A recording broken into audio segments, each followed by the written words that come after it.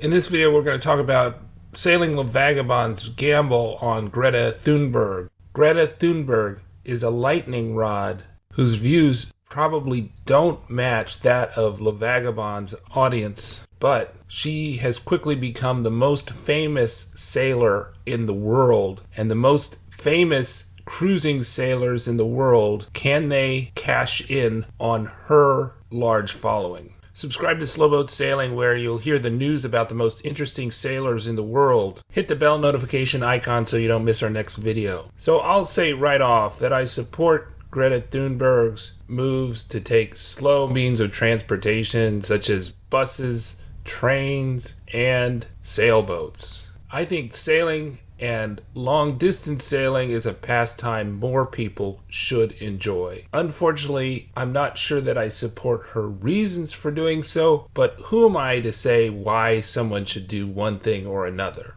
There is no accounting for taste. Greta Thunberg, her dad Svante, and Nikki Henderson joined the crew of Sailing La Vagabonde, which is a husband and wife and baby team who have the most popular YouTube channel in the world about sailing. The Outremer 45-foot catamaran Sailing La Vagabonde is skippered by Whitelum, Elayna Carausu, and their baby, Lenny Whitelum, is on board. He's 11 months old. The Australian couple no doubt have brought millions into the sailing lifestyle, and the long-term, long-distance cruising dreams of millions are due to their channel. The early returns since they announced the voyage and departed on November 12th are that Sailing La Vagabonde's subscribers spiked slightly when they announced Greta Thunberg's trip on their boat, but the number of views actually declined, probably as many of their loyal followers were disgusted by the political statement. Greta Thunberg is a climate activist who became famous after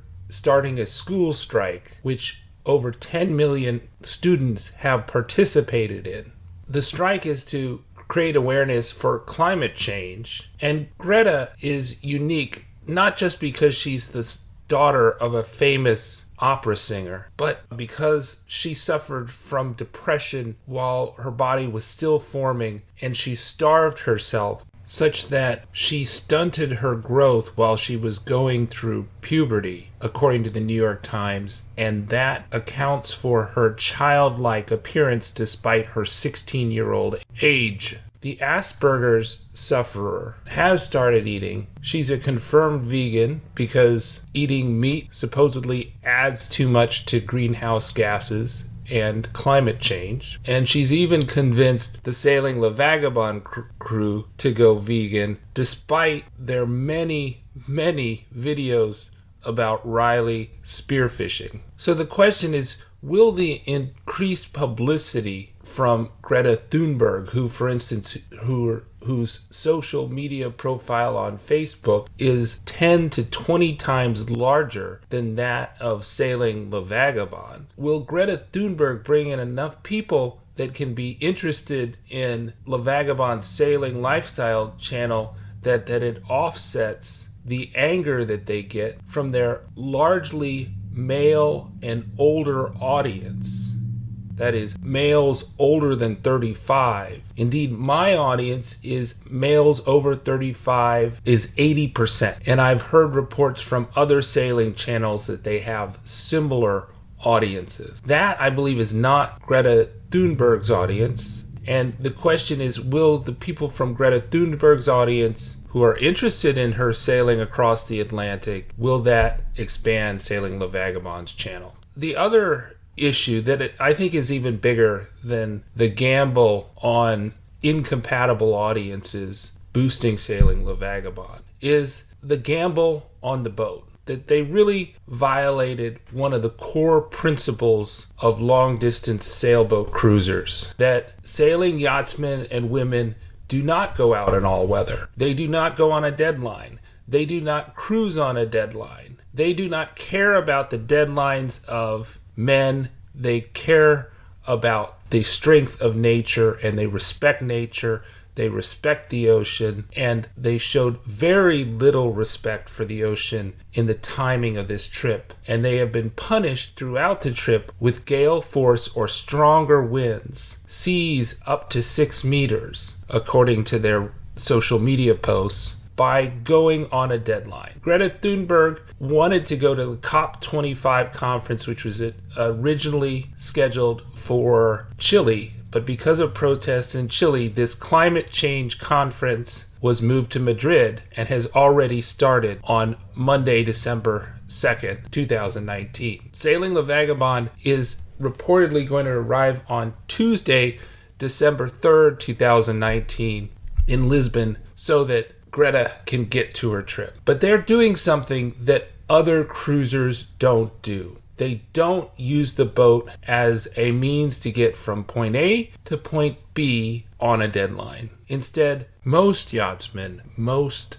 cruising sailors don't accept deadlines. They accept the weather, they accept what interests them, and the fact that Sailing La Vagabonde would accept a deadline, have turned their home into a delivery boat, is the biggest gamble of all. Well, I have had my daughter sail on my 30-foot boat when she was as little as 6 weeks old. That was in protected waters, and we were not willing to take her offshore at that age. And indeed, she's only been on one multi-day offshore trip. But each family makes the decision for themselves. Lenny looks like a very stout young baby, a strong 11-month-old, and all reports is that he's done well throughout the trip. Crossing an ocean is not something that sailboat cruisers do lightly, and essentially they've changed their cruising grounds at some of the worst time of the year. That the Med is a terrible cruising ground in the winter time, and they're going to spend their winter in Europe, which they've already cruised extensively, and they originally picked their boat up in Europe. So it's not like they're opening up necessarily new cruising grounds unless they decide to turn northward. From a video vlogging point of view, I think taking risks for views is morally reprehensible. That is, going on a deadline, crossing an ocean in gale force conditions to get views